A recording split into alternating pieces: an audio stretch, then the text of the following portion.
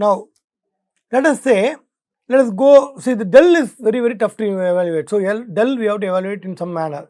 So, for that let us take into account of some reaction rate, at least a finite reaction rate. Because why I say finite reaction rate? If the reaction rate is infinitely fast, then the del will approach 0. But in practice, the flame thickness is not 0, it is finite. So, that means I have to take into account of some finite reaction rate. Reaction rate cannot be infinite. So, let omega represents the reaction rate based upon fractional conversion of the reactant. Okay. So, what is omega? Omega can be taken as, say, it has a unit of 1 by S. Fractional conversion. See, for example, initial concentration, the present concentration divided by the initial concentration divided by the rate at which it is consumed. So, it is not just, sorry. So, this is the reaction rate. So, what I make it like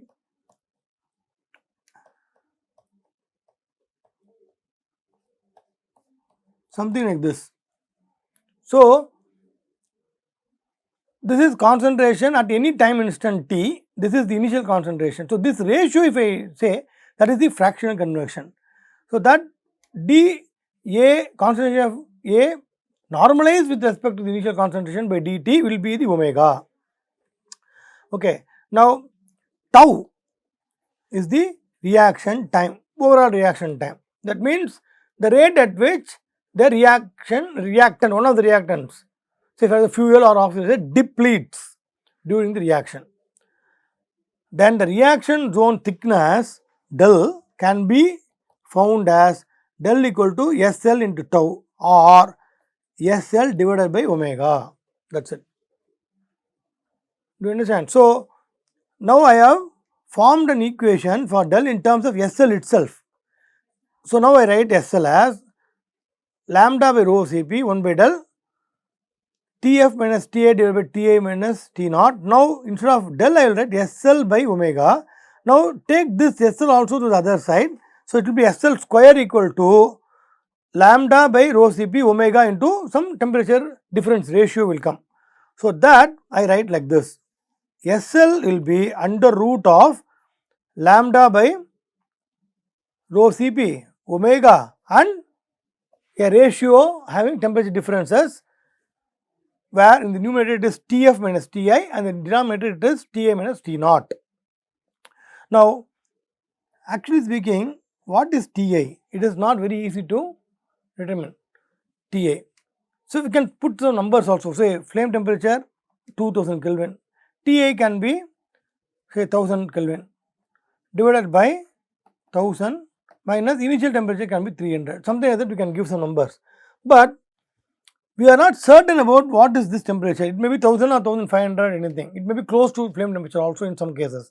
So, what we can do from this theory is, since we cannot exactly get the value of Ti, Tf at least we can get some adiabatic flame temperature calculation, we can do it and do. So, T0 is known to me. So, Ta is going to be varied. So, that is some range for this variation. But what is definite is, we can say that lambda by rho Cp, which is alpha, and omega, these are the two things which are going to dictate the flame, or I can say SL will be proportional to under root of alpha into omega. That is, SL is dependent on alpha and omega under root. Okay. So, this is what is important result from the thermal theory, where the laminar flame speed is dependent on the thermal diffusivity. So, what is thermal diffusivity? Thermal diffusivity is the how fast the conduction occurs from the reaction zone to the preheat zone. That will be, alpha is higher, then it will be higher thermal conductivity. So, it will heat up faster, the flame propagation will be improved. Omega, the reaction rate, the rate at which the reactant deplete, if that is higher, then the flame will propagate faster. Okay. So, that is what is the dependency here. Now, if you go to diffusion theory, the same type of thing will come in diffusion theory also. There also kinetics is important, because we are talking about radicals coming to the preheat zone from the reaction zone, correct. So, we can say here the transport of radicals from the reaction zone to the preheat zone is dependent on the mass diffusion coefficient D. Again, it has a unit of meters square per second. Alpha also has a unit of meter square per second. So, I can say this. So, I can say SL is dependent on root of D, which is the mass diffusivity, into omega. This is from the, maybe this will be the result which we can get from the diffusion theory. So, alpha is replaced by D. Again, reaction rate is very important, because this reaction rate now will be involving several reactions, including the initiation reaction, propagation reaction, chain propagation reaction, and so on, where the radicals, etc. And the radical, how far they diffuse, also come into play. So, comprehensive theory also, where we solve with detailed chemical kinetics mechanism using numerical codes, that also shows the same dependency. That is, SL is dependent on the diffusion coefficient, which can be thermal diffusion coefficient or the mass diffusion coefficient, or in some ratio, and basically the reaction rate under root. So, that is what is very important for us. Omega, we can write, say, dA by dt, where A is one of the reactant species, as A, or say I will say F, A into exponent of minus EA by RUT into concentration of F power m or N1 and concentration of O or N2. So, something like this. So, you can see that in some cases, as I told, I can also put T power m. So, this is the reaction rate omega. So, now we can see that the omega basically is having a non-linear dependency on temperature and exponential dependency in this terms, in the exponential term. So, you can see that it is minus and inversely proportional. So, if there is a small increase in temperature, reaction rate will increase tremendously, and at this temperature basically it may be close to the flame temperature, but the flame temperature Tf is again dependent on what? A function of Tu, the unburnt, or T0 we can say. If T0 is high, see, if the reactants are at 298 Kelvin, the flame temperature is of order of 2000 Kelvin. If the reactant temperature itself is increased to 500 Kelvin, then the flame temperature will increase to 2300 Kelvin. For example, I am saying. So, that means that T0 is going to dictate. As T0 varies, the flame temperature will vary, omega will vary exponentially. So, SL will vary faster. Alpha, again it depends on temperature also. Alpha, D, etc. also will depend on temperature. They increase with temperature. So, SL will increase with that. So, temperature, as I told you in the previous lectures, you might have understood that as the adiabatic flame temperature varies, the same trend is shown by the SL also, showing the coupling between the temperature variation and the SL. Now, let us consider a reaction which is, say, nth order. Usually it will be second order. So, now SL is proportional to alpha omega. Omega, the reaction rate, is shown to be pressure dependent, where it is P power n minus 1 is the dependency if n is the order. So, for example, if it is 2, then it is proportional to pressure power half here. In this case, it is pressure, omega will be, SL will be pressure power half. But alpha K by rho Cp, basically pressure dependence of K and Cp are not much. So, only taking the rho, it will be, rho is what? P equal to rho RT. So, 1 by rho will be 1 by P here. So, I can say that the SL will be proportional to P power n minus 2 power half. Okay, now basically we can say that if n equal to 2, order of the reaction is 2, then SL will be independent of pressure, but in globally n varies as 1.7 to 2.2. So that means experiments have shown some decreasing trend of increasing pressure for several fuels. Okay, now we have seen that once you estimate SL, you can estimate the value of the flame thickness as 2 alpha by SL, that is it. So, it is inversely proportional to flame speed. As the flame speed increases, the rate of reaction actually increases, no? So that the flame thickness reduces and reduces to very, very low values basically. So, what we can see from this thermal theory is, thermal theory gives the factors which influence the SL value. Basically, SL value goes as alpha into omega, alpha under root, alpha is the thermal diffusivity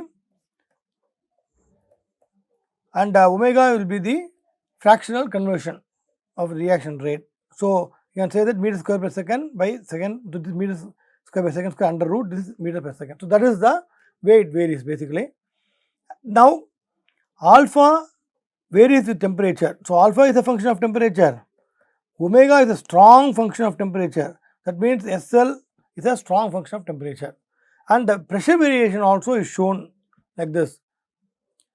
Okay. So, SL depends upon temperature, pressure, more influenced by the temperature. Now, limiting oxygen concentration is the next topic, where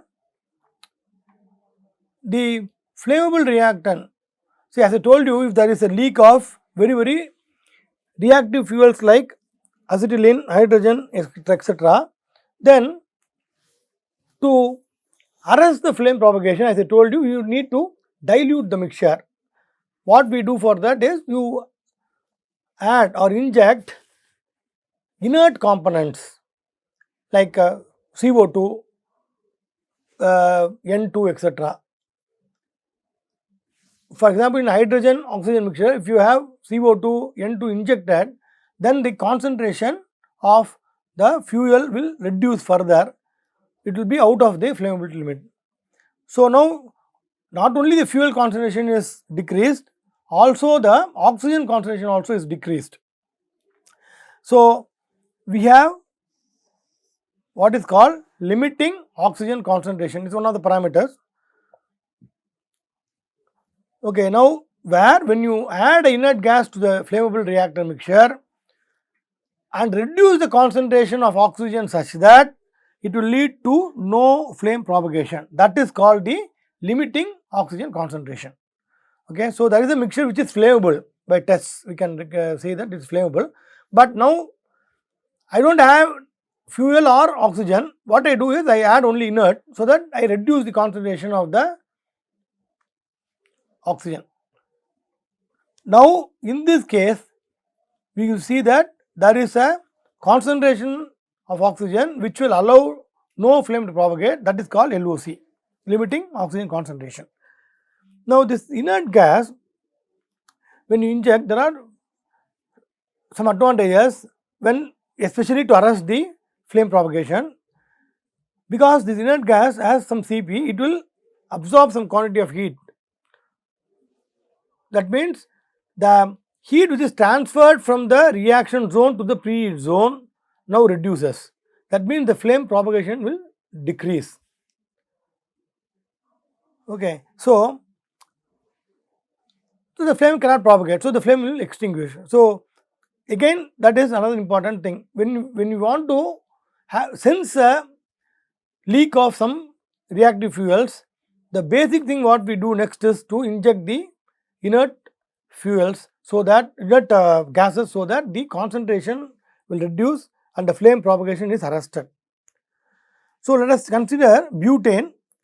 The lower flammability limit of butane is 1.9% of butane by volume in the butane air mixture. So, now let us say C4H10, which is butane, C4H10 plus 6.5 times O2 giving 4CO2 plus 5H2O. That is a stoichiometric reaction with pure oxygen, for example. Now, what is LOC? We can estimate that by moles of fuel divided by total moles in LFL, correct, into moles of O2 divided by moles of fuel stoichiometric. So, that will be the limiting oxygen concentration. So, this is a simple demonstration of how to find the limiting concentration of oxygen. Okay. So, this is another factor. So, why we use this? Because we need to arrest the flame propagation in certain conditions of leak of reactive fuels to avoid flame propagation or explosions. Now, this is basically how to quench a premixed flame which is traveling through a space. Why we need this? Because then there is a, when you design say some burners in which you supply premixed reactants and a flame is formed on the burner port, exit port.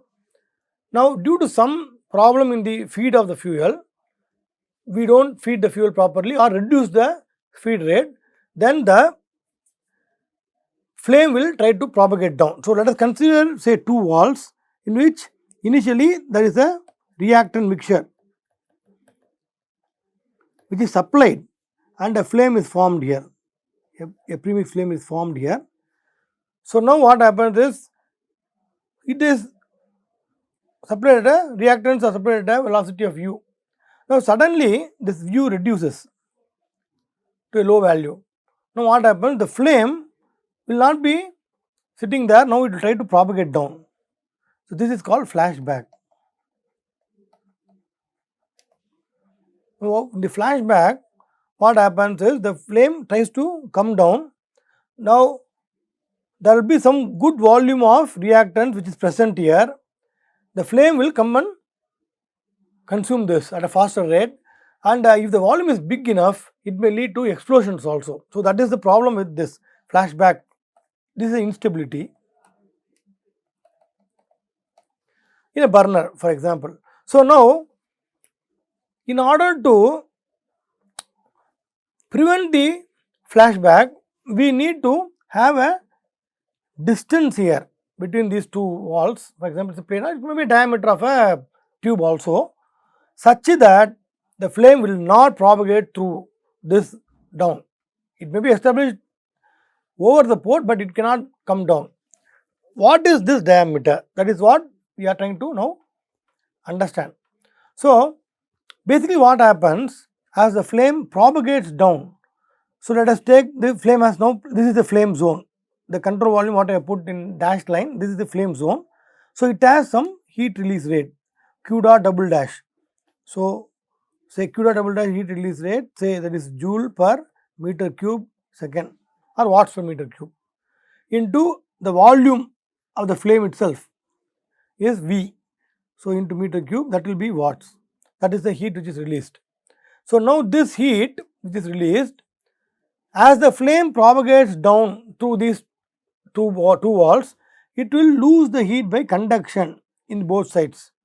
So, this Q conduction is written here. So, the heat release rate is nothing but the rate at which fuel is consumed or the overall reaction rate.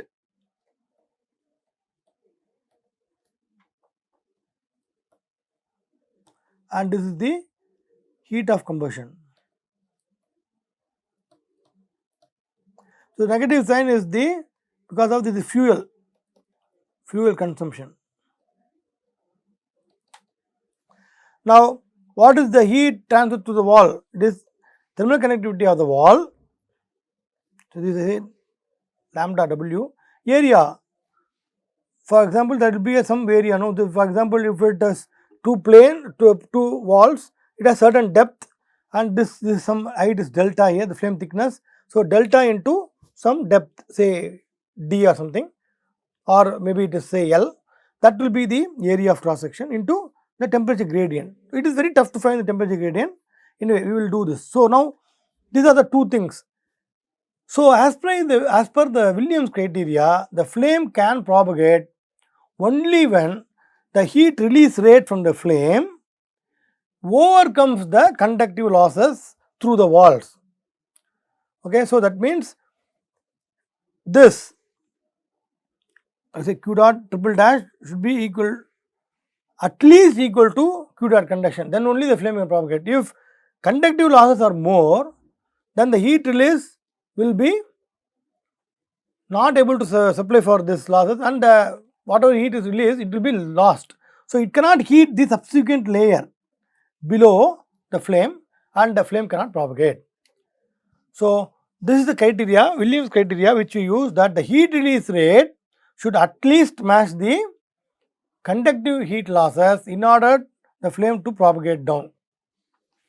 Okay, so the heat loss is evaluated by the conduction, pure conduction here, and the heat generation is nothing but the kinetics, the rate at which the fuel is consumed into delta Hc, the heat of combustion. So now coming to this again, consider the premixed flame traveling through the space. I think it's the same. Okay. Now here, the temperature gradient, so lambda into dt by dx into A, correct? The temperature gradient, this part can be crudely evaluated. It is not correct. So for example, what happens here, if you go here, the temperature is not uniform in the flame basically, because near the walls the temperature will be low. In here temperature will be higher. So here let us say the temperature is Tf, the center. Here towards the wall it is say Tw. So there is a sharp gradient. Tf is the flame temperature, very close to flame temperature, which is in the near the axis or in the symmetric plane, and here it is Tw. Now the gradient can be crudely evaluated as Tf minus Tw divided by the radius. Radius is d by 2, or the distance, half of the distance between this. These are two plane walls separated by a distance d. So half of the distance, I am talking about Tf here, T wall here, and the distance here is basically d by 2. So that is the overall temperature gradient. Please understand that this is overall temperature gradient, and near the wall, see for example, if I say the profile can be like this, correct? This may be Tf and this may be T wall. The gradient is not this because it is non-linear. So here near the wall, the gradient can be much higher than what we can write in this way. Tf minus T wall divided by d by 2. The gradient is overall gradient, which will be much lower than the real gradient, which is very near to the wall. Do you understand? So if we go very close to the wall and take a very small distance, temperature drop there will be much higher compared to this. So the next layer, the temperature may be Tw1. So it may be Tw1 minus Tw divided by a very small distance, say delta, like this. So this will be much higher than what we have got from this. So that means that the d by 2 can be replaced by d by b, where b will be much greater than 2. It may be 10, 12 like that, much greater than 2. Or else we don't have, see, we have to solve the profile, temperature profile, then only we can get the real gradient at the wall. Or else we can just approximate like this, overall gradient, but it is, what I am saying is this real gradient near the wall is much greater than the overall gradient. So multiply the overall gradient by some number. Whatever be the overall gradient, if you get, whatever value you get, that you multiply by 5, 6, 10, something like that to get the real gradient at the wall. So now the area of conduction is, as I told you, there are two plates, no.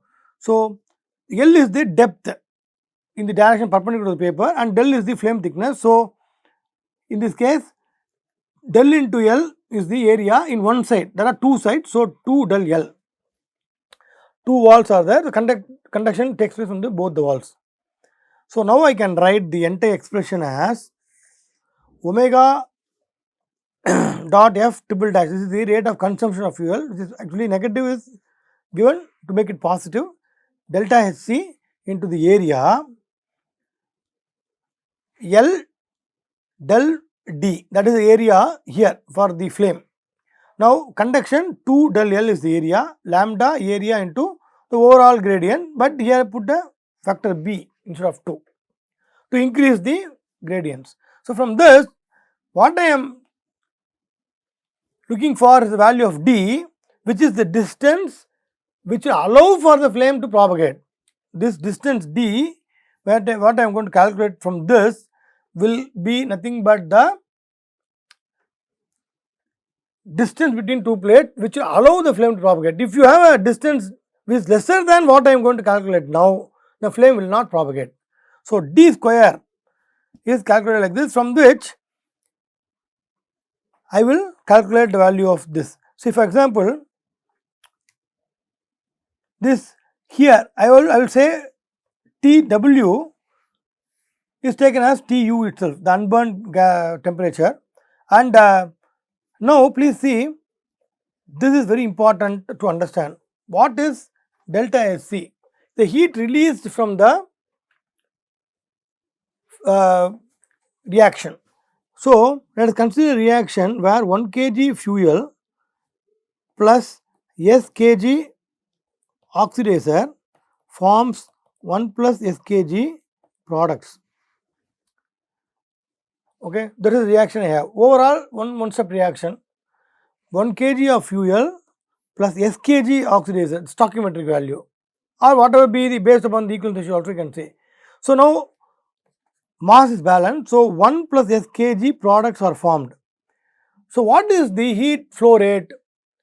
Let us assume that the heat which is released is nothing but the flow rate of the products 1 plus S into its Cp into the temperature difference which is resultant from the combustion reaction, that is Tf minus Tu. Reactants come in at Tu, products leave at Tf. So that is the overall temperature rise caused by the heat released during the combustion. So mass of the flow out into Cp into delta T, that will be the delta Hc. So instead of delta Hc I make this. Okay, TW already I assumed as Tu. So now when I substitute delta Hc as 1 plus S Cp Tf minus Tu, this temperature difference will cancel each other. Do you understand? So now I can get an expression for D as 2 alpha B power 0.5. So see, I understand B is a variable. Based upon the experimental measurements, I will say B as some number 5, 10, etc. So 2 alpha by SL. What is 2 alpha by SL? It is nothing but del. This term 2 alpha by del is del, that is the flame thickness.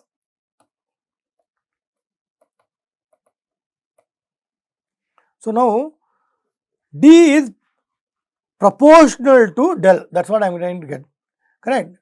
So when you have a say 2 plates or a circular pipe with diameter D, if D is of order of delta, then it will allow the flame to propagate. Not only this is proportional to this. So what is the proportionality constant? That is B. B may be having number of 5, 10, even higher than that and so on. So B power 0.5.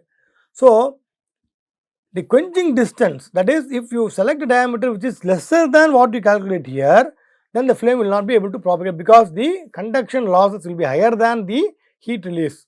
So that the flame will not be able to heat the subsequent layer of unburnt mixture and propagate. Okay, so that is very important about this. So why you need quenching distance is because of the fact that you need to design flame arresters.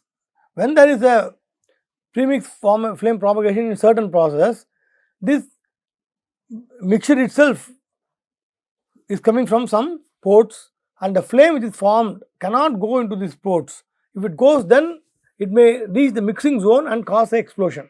So we need to put flame arresters, which are nothing but some honeycomb type of structures where the diameters are much lesser than what you calculate from here, the quenching distance, so that the heat is lost.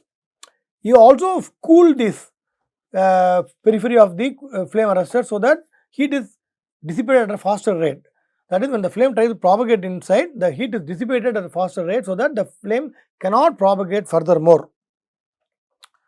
So now we have given some values of quenching distances for several fuels. You can see that this is the D value, that means the quenching distance should be lesser than what I basically get. Okay. So when I put say 2.5, I will design a flame arrestor which has series of tubes having diameters lesser than these values. Normally that will be a different design for me. So for methane, it is equivalence ratio 1, I am calculating this.